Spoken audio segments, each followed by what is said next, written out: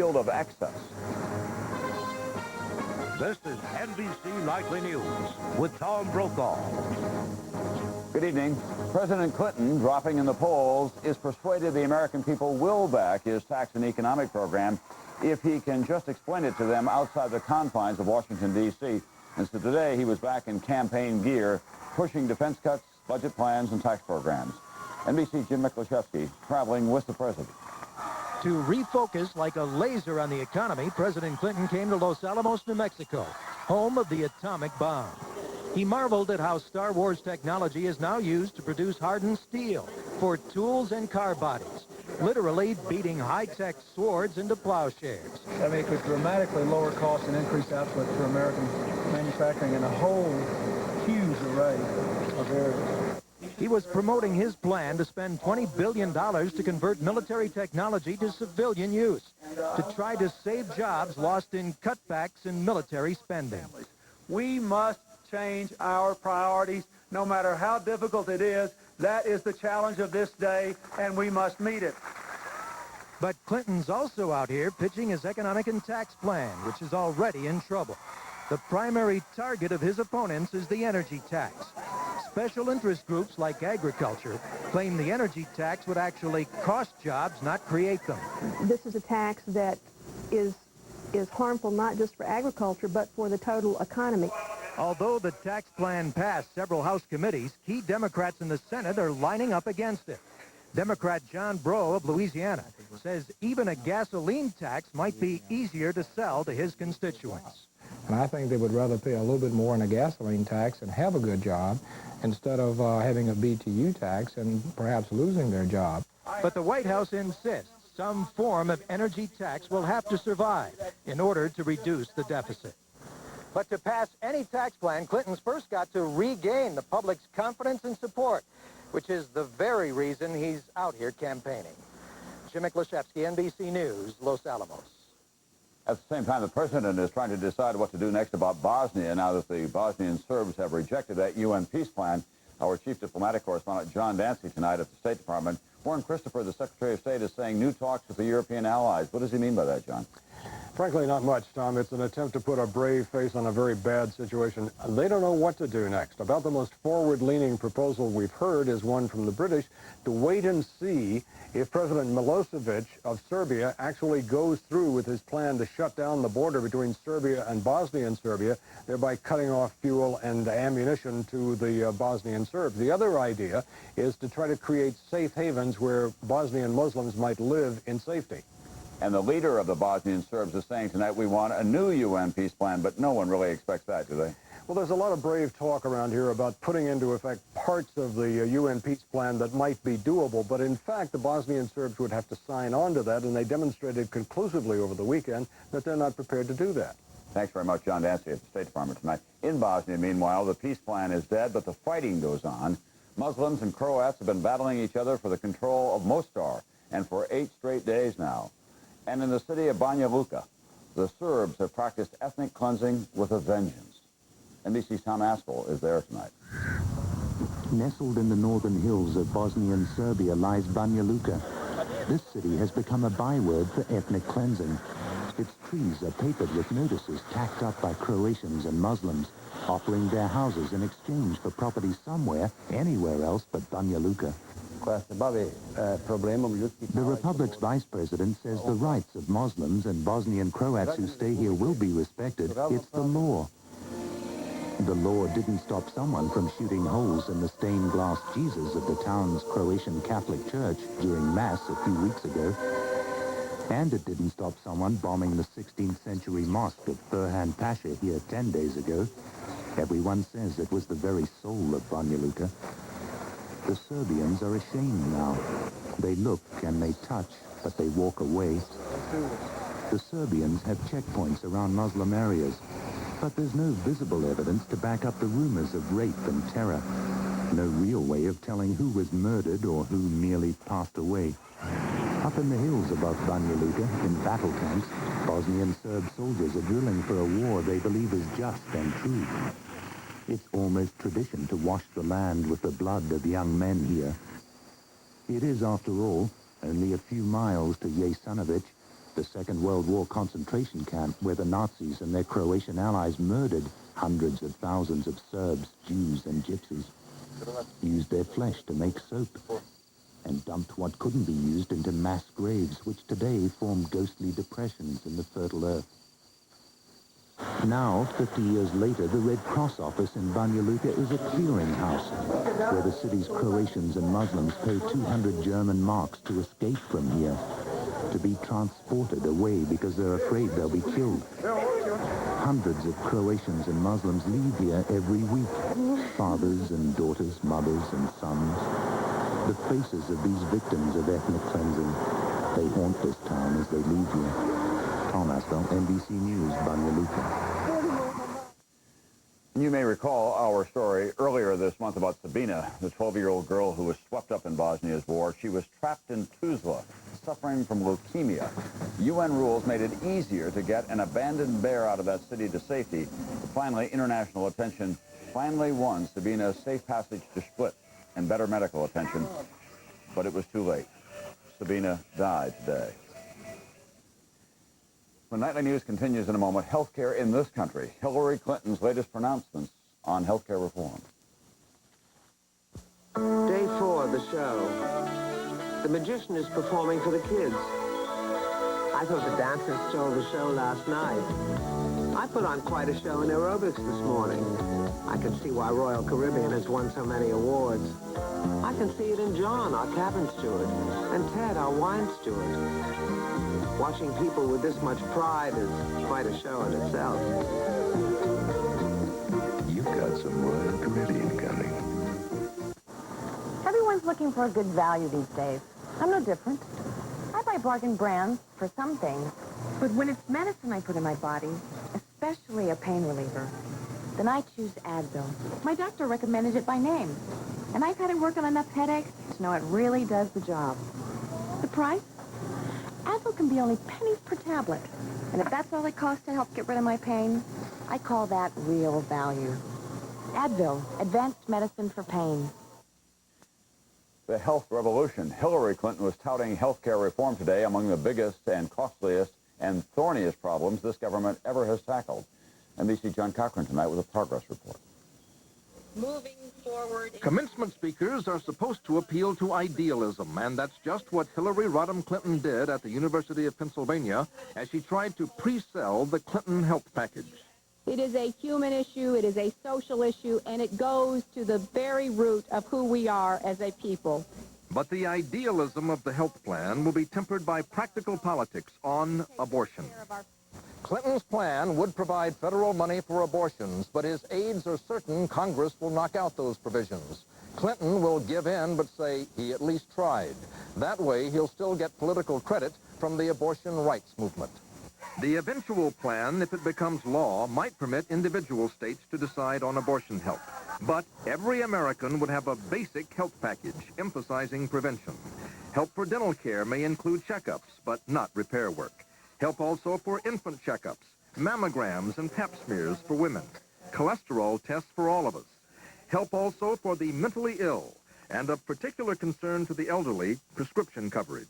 If you are an older American and need help with prescription drugs and a start on long-term care, particularly in your home, you will be insured. But coverage for long-term care will be severely limited because it's so expensive. Clinton aides believe they can keep new federal spending on health care under $40 billion.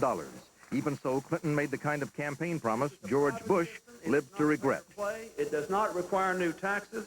It does, but today's sources said Clinton may give up on alcohol taxes. Clinton had hoped to exempt only beer drinkers out of deference to congressional VIPs like Dick Gephardt from St. Louis, home of the Anheuser-Busch Brewery. But California winemakers have political clout, too, so Clinton may limit sin taxes to tobacco. Tobacco growers haven't even begun to scream about the Clinton plan, but they will, along with doctors and insurance companies and small businesses and on and on.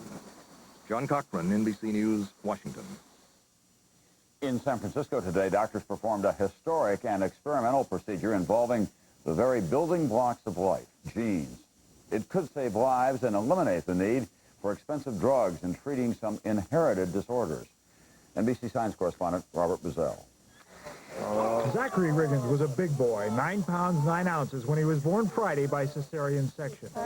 He looked healthy, but doctors knew from prenatal tests that he suffered from a rare genetic disease that would have left his body unable to fight off infection. Zach's 2-year-old brother, Rhett, has the disease.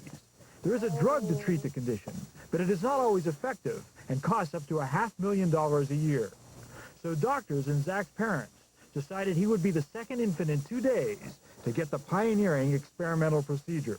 It's the first time that we have approached the correction of a genetic disease immediately after birth and before any damage could occur. Doctors took a large sample of Zach's blood from the umbilical cord. In a laboratory, they separated out the few cells that are crucial to the entire immune system. With genetic engineering, they repaired those cells so they can go back into Zachary's body. Parents Lori and Rich Riggins are thrilled, but it will take 4 months till they know whether the procedure worked. And then we'll have that long wait to see if it all works. So it's kind of the hurry up and wait routine right now. We're just waiting for everything to go down. If the procedure works with this rare genetic disease, doctors will try it with much more common conditions, including hemophilia and sickle cell anemia. Many doctors and scientists see this as the beginning of a new era of medicine. Robert Bazell, NBC News, San Francisco. Prosecutors in Detroit said tonight that no charges have been filed against Jack Kevorkian involving Sunday's suicide of a 54-year-old man. Kevorkian was present for it, despite a Michigan law against assisted suicides. Do you want a car that's responsive like a sports car, or one with room for 6? Do you want 4-wheel independent suspension with gas-charged struts, or a quiet interior with an 11-speaker Infinity sound system? Do you want a 24-valve, 214-horsepower engine? Or dual airbags and 15-vent automatic climate control?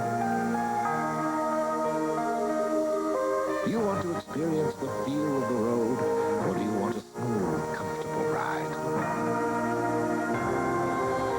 Introducing the Chrysler New Yorker, with cab-forward design that combines incredible room and comfort with great handling and performance, proving that you can indeed have everything. The American luxury car is now in the fast lane. Athlete's foot grows beneath the surface of your skin, so that's where you have to get to cure it. Mycotin is specially formulated to penetrate the skin surface with miconazole and kill the annoying fungus right where it starts. Mycotin penetrates, Mycotin cures. I knew something must be wrong. I was getting these sharp pains, and sometimes pressure and bloating. I'm glad I asked my doctor. He said it was gas and recommended Mylanta Gas. Mylanta Gas. It has the best medicine for gas.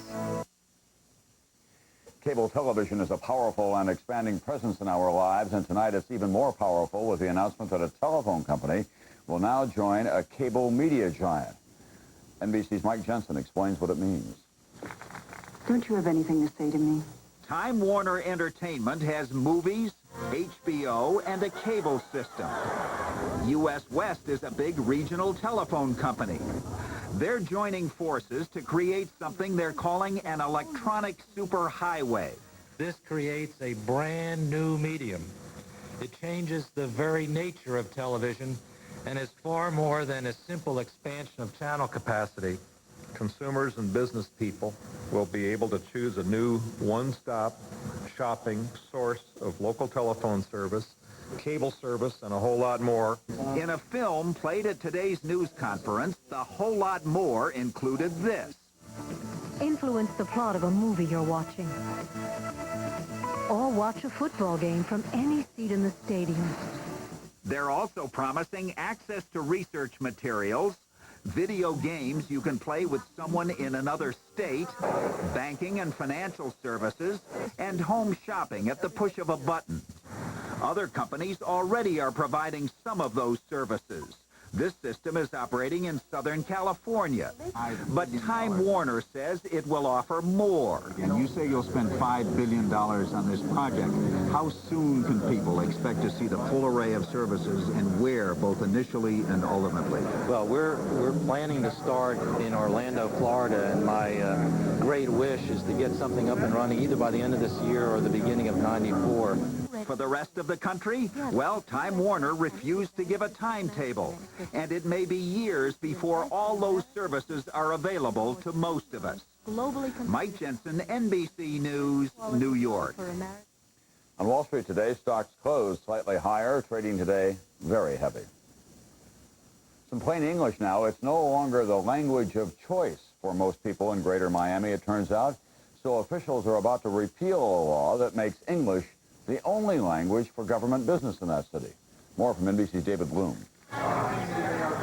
Miami is bilingual, but Dade County's government is not. And plenty of South Floridians would like to keep it that way. Instead of becoming assimilated Americans, they've actually become transplanted Cubans, and they treat us like the foreigners. In 1980, when 125,000 Cubans came to South Florida during the Mariel boat lift, Shara's group, Citizens for Dade United, pushed through an English-only law. That means information about county services, like mass transit, is not printed in Spanish. But in the 13 years since the passage of Dade County's English-only law, the sons and daughters of the old men playing dominoes here have become the power brokers in Dade County.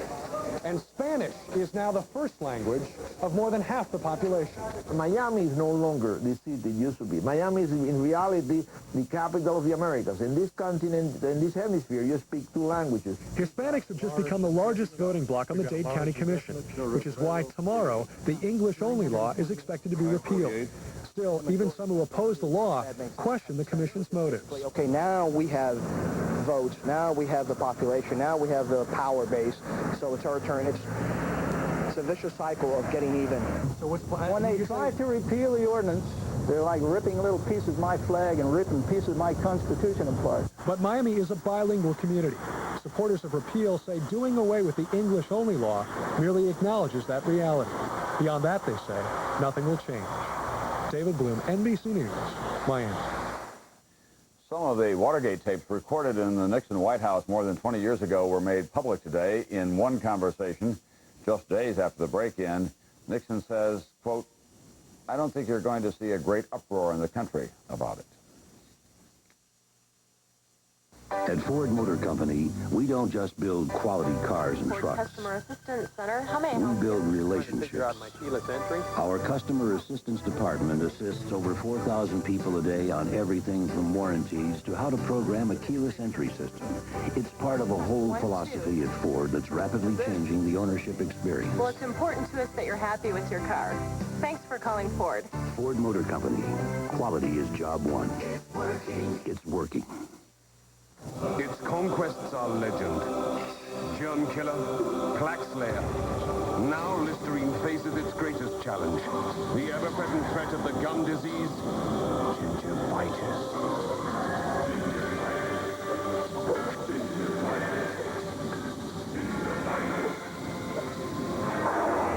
Gingivitis, you have met your match. Listerine antiseptic. It says what it does what it says. Hey, what makes Ace America's place for paint? We make our own. It's premium quality. Your satisfaction's guaranteed. Right now, get Ace 7-Star, our best interior flat latex, for only $10.97 a gallon. Hey, Ace is America's place for quality paint.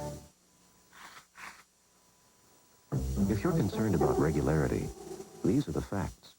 When asked, 9 out of 10 doctors agreed they would recommend this: a high-fiber diet and Kellogg's All-Bran, so they may not have to recommend this.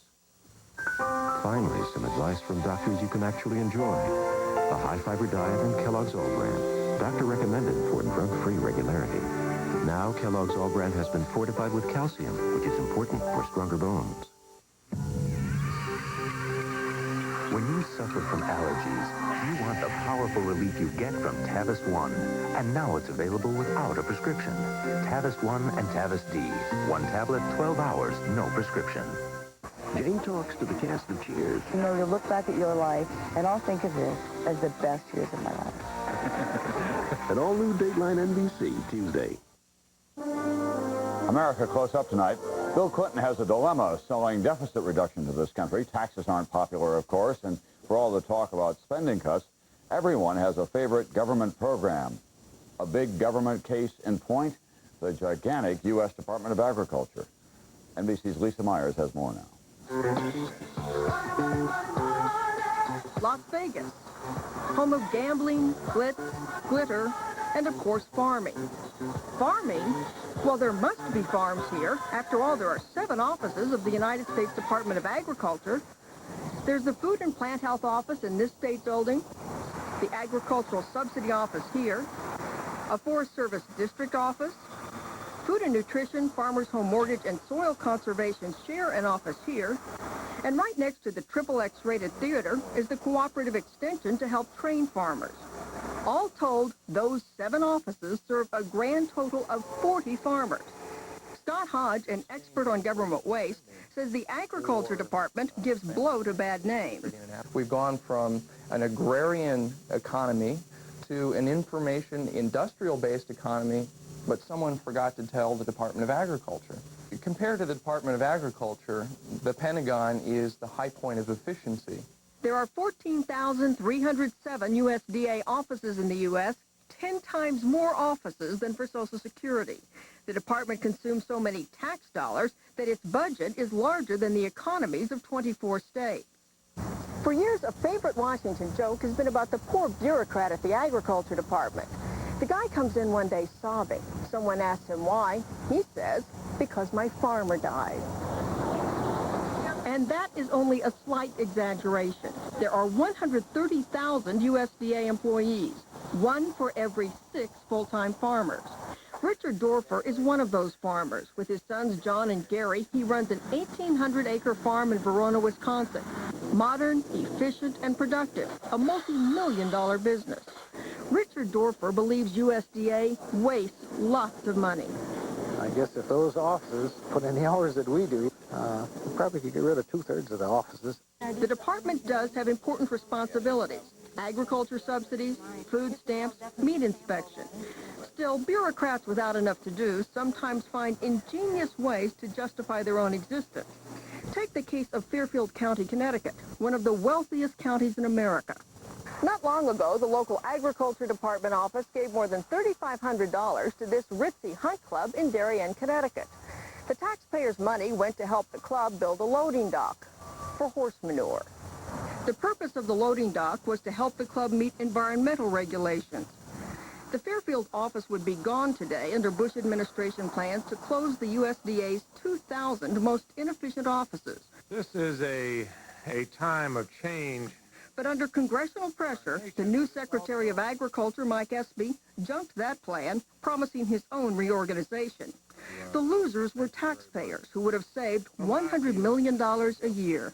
It just amazes me that somebody would choose to try to defend that and keep that in place at the same time that you're talking about raising people's taxes. For a month, we tried to ask Secretary Espy about some of these problems, but his 1,000-person public affairs office twice lost our request, then he twice canceled interviews.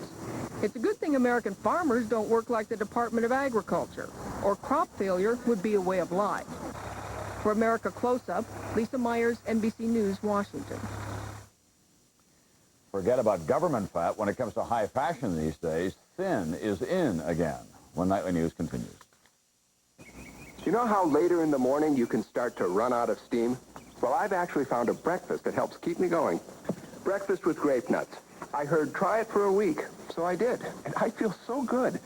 Turns out grape nuts is a fat-free, natural energy source, and it has a natural, crunchy taste. But really, you've got to try it for a week yourself. See how good you feel all morning. Breakfast with Post-Grape Nut cereal helps keep you going strong all morning long. When you think about plastic, you may think about things like strong, lightweight garbage cans.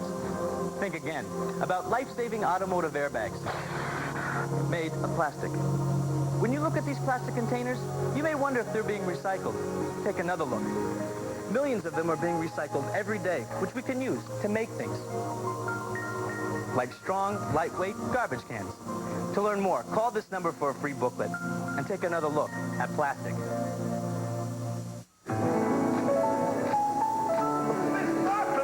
Conrad. Room 801. Once they were in love with butter, but cholesterol closed the door on their dreams until... William. May I serve you? I can't believe it's not butter. I Can't Believe It's Not Butter is the first spread flavored with real sweet cream buttermilk for a fresh butter taste, but without the cholesterol. Now nothing can disturb our love. I Can't Believe It's Not Butter, the taste you love without the cholesterol. Why Centrum Silver? Because you're over 50 and you're just hitting your stride. Centrum Silver vitamins. Because the latest scientific research about changing nutritional needs after 50 is built in. Centrum Silver. It's a great time to be silver. Worried about your interview tomorrow? Not if I could get some Z's. Nitol safely helps you fall asleep fast, so you can get your Z's. Nitol or Maximum Strength Nitol. Nitol will help you get your Z's. Tomorrow morning on Today, Woody Harrelson and Kelsey Grammer from Cheers will also talk with actor Michael Keaton. Join us tomorrow morning and see what a difference today makes.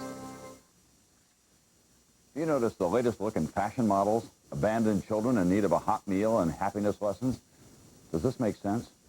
NBC's mature, well-nourished, blissful Mary Alice Williams has more. You know the affluent 80s are over when the hot look looks like this. The fashion police have replaced the perfectly sculpted supermodel set with prepubescent starvelings who have the pallor and figure of fettuccine. Do you think they have a convention someplace? They all sort of sit around and say, okay, what do you think, bell-bottoms again? And they start to laugh. Master ad man Jerry Delafamina is watching these fashion waifs being used to sell poverty-stricken attire at astronomical prices. But what are they really selling? We've always sold anorexia. You have to be very slim and very, sunken, everything. It's wrong, wrong, wrong. It might also be wrong-headed. Ford model mogul Katie Ford recognizes the bulk of buyers, unlike her girls, are baby boomers with creeping crow's feet. Most people with crow's feet are not exposing their stomachs, and wearing hip huggers. Indeed. Some blame it on a retro youth movement swept in by President Clinton. This President Clinton, the one who carbo loads at Mickey D's? The trendies may be bucking the tide. At a time when thin is in, the American girth is growing. A March Lou Harris poll indicates more of us are overweight and fewer of us exercise than did when George Bush was president. The American Meat Institute projects a rise in beef buying, and marketers say Haagen-Dazs Extra's ice cream is selling like crazy. So maybe it's the men who are porking up. No one ever tells them they have to change their physiques to match the latest fashions. I can wear this for the next 40 years, and I'll always be in style. People will have, women have to lose weight, gain weight, breast implants. How are they going to get back to this now? I think that women are really being put upon. Before you catch yourself assaulting new wave devotees with shouts of eat your dinner, bear in mind the look can't last. Mary Alice Williams, NBC News, New York. That's Nightly for Monday. I'm Tom Brokaw. See you tomorrow night. You'd do anything for your child, right? What if someone said that unless you stopped smoking, they'd take your child away? America Close Up on NBC Nightly News with Tom Brokaw tomorrow.